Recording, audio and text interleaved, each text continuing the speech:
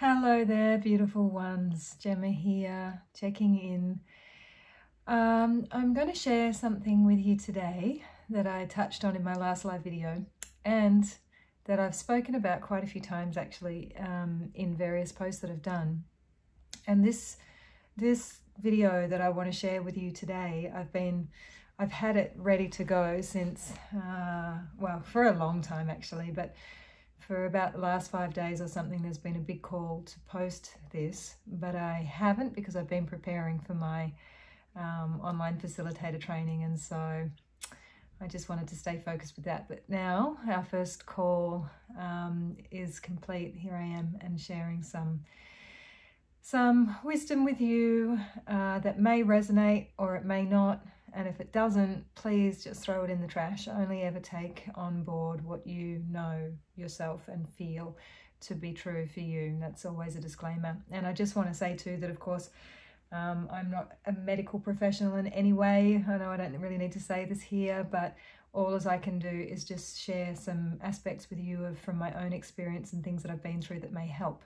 Okay, so what am I talking about? I'm talking about feelings that a lot of you may be having, or experiences that I know that many of you are having, because I've had quite a few people reach out to me since my last post, of feeling like you are dissolving or losing it or losing your mind, or feelings of intense and extreme out-of-body experiences. I'm not talking about just feeling a little bit, lightheaded and a bit kind of airy, but to the point where they call it depersonalization, and it's often associated to panic disorder. But I believe that a lot of anxiety disorders are misdiagnosed, and what we're going to talk about here is actually what's going on. So it's a sense of like literally being outside of the body and finding it challenging to get back in, and that can be super disconcerting when that happens, because of course, we are so attached to our physical bodies. We are so identified with our physical bodies and with our minds. We believe that, this is who we are.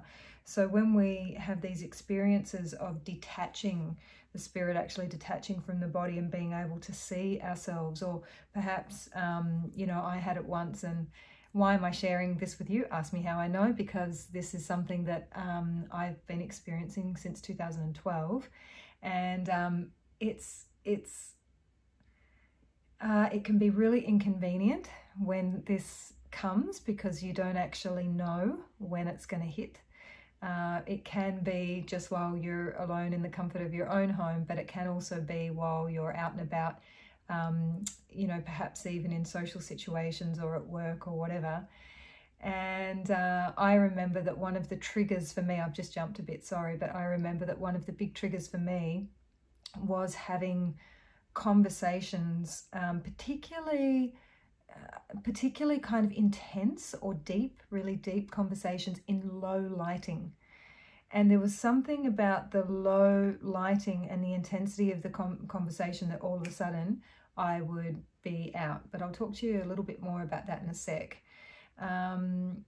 What I wanted to say is that there are a few things that are happening when you're experiencing this. Now, as I said, I began experiencing it in 2012. Why? There could be a number of reasons. One, because the solstice 2012 was major, and there was so much talk about it being the end of the world, and of course in one aspect that was very true, because it was really the key and the lock of the end of the old paradigm and ways. And 2013, in the Andean tradition that I work with anyways, 2013 heralded, it was a new life, a new way. There was new energy coming in then, a new world, if you like. And so also in January 2012, I had a very, very intense medicine journey, and that opened a lot of portals and gateways. And what happens when we are sitting in ceremony and ceremonial spaces, and this can happen, well, it happens particularly with the stronger medicines like ayahuasca and wachuma, but it can also happen with anything that creates like an expanded experience. So even say with cacao, for example, or even just having a session with somebody, or chanting kirtan, or doing anything that takes you, that opens up a different realm or a different gateway or a different doorway. Even having a simple trauma, like big traumas can cause this, but simple traumas, like when a child falls on its bum, for example, in the Andes, the first thing they do is go back and they call the parts of the soul back. So this is what I'm coming to here. This is about soul retrieval. So often when we have these big expansive experiences, part of our soul can split off and it can hang out and get stuck in other realms. It can happen too when you go somewhere that you really love or you really like you go and work in a sacred site in the Andes in Peru, for example, and you have such a profound experience there that part of your soul can stay. So it's really important, number one, that after doing anything expansive, that you do things to ground and that you call yourself back. Now, you can call yourself back simply by using the words I am. Yeah. Now, you can say, if you're really out of your body, saying I am Gemma. I am Gemma. Now, this is an interesting one, because those of you that are on a path of awakening and you're wanting to move away from the identification to the I am me, my name, to what we call the I am, which is just the I am, the isness of all things, that might feel a little strange to say I am Gemma, or I am, you know, but it's also a very, very quick and easy way to ground and to center and to call yourself back. I am Gemma, and I command that all soul parts to me come back right now. You know, I am Gemma, and I command all pieces, all parts of me from all time and space and dimension to come back to me right now. So for me, when I work in ceremony, I always do practices at the end to call people back, because this is something that I see over and over again in conscious and spiritual communities where people are working all the time on these big expansive experiences. So the other thing that can be happening is that as you open more to these energies, that means spending more time alone, that means deeper meditation, that means all the practices that you do and the conversations that you have that are all to do with awakening, we open a part of ourselves that we're not as accustomed to using, and the higher, more refined frequencies that are being received, the frequencies of light that are being received and the frequencies that you're generating within yourself can be so electric and so of such a high vibration, because remember that we're just vibrating particles, right? And you know, as we move through this process of awakening, we're moving from those denser frequencies to the higher, lighter, more refined frequencies. Now, if you have a big influx through these expansive experiences that you're engaging in, and you have so much of this refined frequency coming in, the central nervous system has like a meltdown and it can't keep up. And so you feel it in the central nervous system.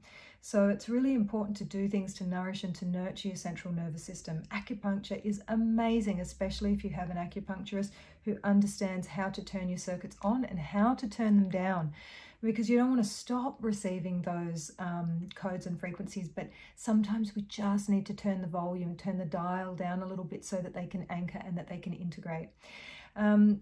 There's also the awakening energy, sometimes called the Kundalini energy, and when that starts to move through you, it comes through with such a volition.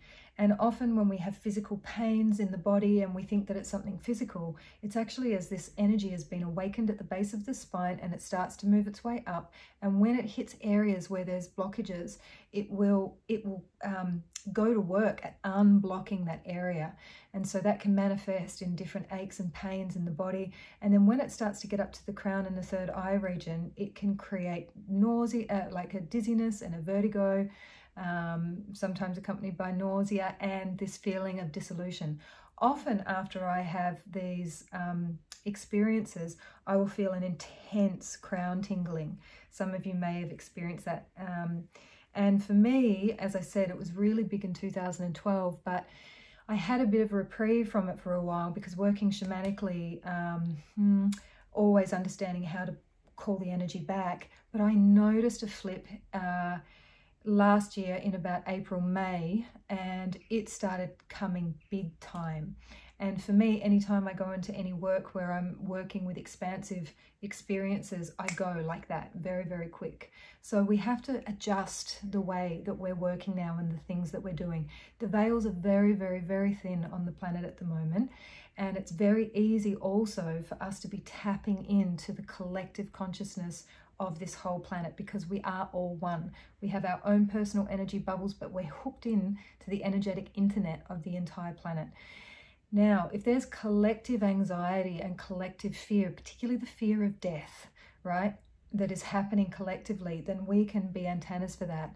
And actually, this feeling and this experience that arises is also giving us an opportunity to get really comfortable to completely surrendering to what if I die? Because honestly, when this happens, that's what feels like is happening. It feels like you are leaving the body. Okay, so I'm going to talk a bit about that in a sec, what to do with it. And then lastly, of course, there's the cosmic and the planetary movement. So there's all this stuff that's going on in the planets, in the stars, in the cosmos. And as we are all a part of the greater whole, as we are all a part of the one, the movement up there absolutely has an effect on what we experience down here. I mean, it's not rocket science. You only have to look at the tides of the ocean in with the cycles of the moon to see what happens. We are 70, 80%, 90% water. So of course we're affected by the way the moon moves, the electromagnetic field of the moon, and all of the other planets. I mean, this is ancient knowledge. This is astrology. This is the Vedas. This is the Inca. This is all of the ancients. Everything is based on what moves and changes in the planets. So there's some things that can be causing it. Now, what do you do with it? Okay, number one is to know that you are safe, that the divine, that grace will never give you anything that you can't handle. It will always give you what you need, but never give you anything that you can't handle. So grace sometimes is brutal. We always think of it as being and ecstatic and blissful when grace erupts, but sometimes and it will just, it smashes down, it smashes through those blocks. So it's knowing that you're in safe hands, that God will never, ever, ever do anything that is detrimental or that is dangerous to you. Leaning into it instead of away from it. Our nature as humans is whenever we feel something uncomfortable, we back away. Oh no, oh God, no, this is too much, no. And we panic, we go into anxiety. But if we can breathe and lean into the sensation, knowing that we're safe, perhaps even getting to a point of, if I die, I die.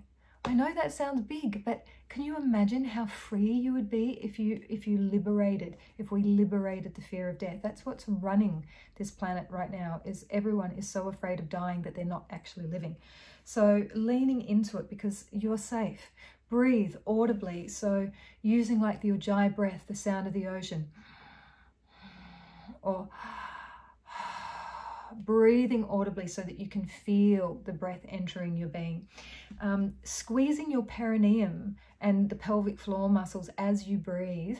And when you breathe, imagine pulling all the energy into your center, into your core, and sitting up really straight, pulling the chin in and activating what they call in yoga the bandhas. So that pulls, because when this is happening, your energy has gone, it's like dispersed.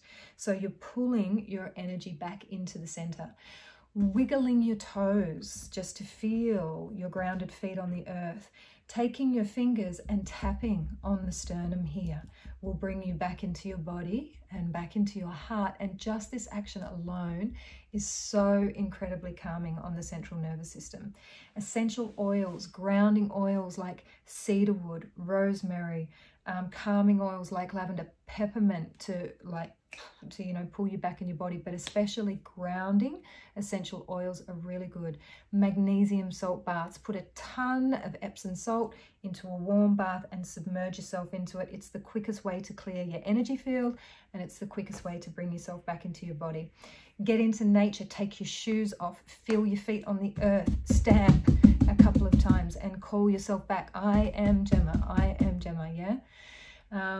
An ice pack on your wrists or on the back of your neck is super helpful for bringing yourself back into your body. Eating some grounding food. Make sure that in your diet you actually have grounding, nourishing food in your diet, and it's not too airy, not too raw, not too light all the time.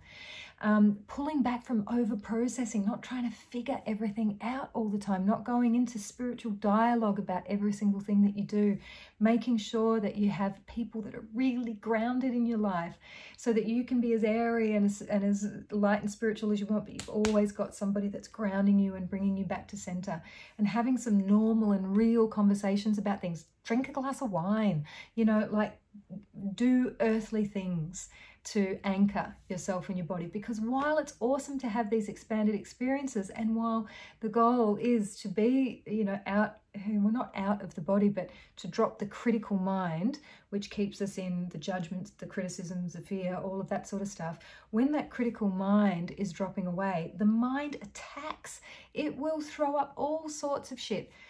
On top of the dissolving, it'll throw up judgments and criticisms. So they'll get like they're on steroids. It'll almost be like, fuck, stop, too much. And this is a sure sign that you are right on the brink of moving into a more permanent awakened state.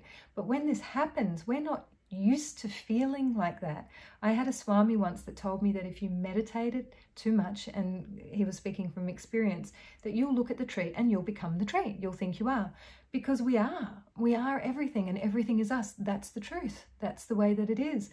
But our minds, we are so identified with our minds that when our mind starts to lose its grip on what we think is reality, it freaks out, and it will do whatever it can to trick you into reattaching or giving attention to the lies that the mind tells, right? Okay, so call on your guardians and your guides, whoever it is that you work with, but the most powerful ones that you can work with in situations like this are Pachamama, Mother Earth, and mountains. Strong, solid guardians that are anchored to the earth and whose summit is reaching to the sky. And often when you go into these experiences, you feel a sense of nothingness, you know, so it's almost like there is nothing. There's only the one. There's only, when you lean right into it and you pop through, you find that there is just light. There is just serenity. You know, this is the beauty of what can happen with this experience. But all of these beings, whether they be the mountains or the earth or all of the guardians, these are all aspects of that one that are here as ambassadors to support you. They are your support crew to help you through the process.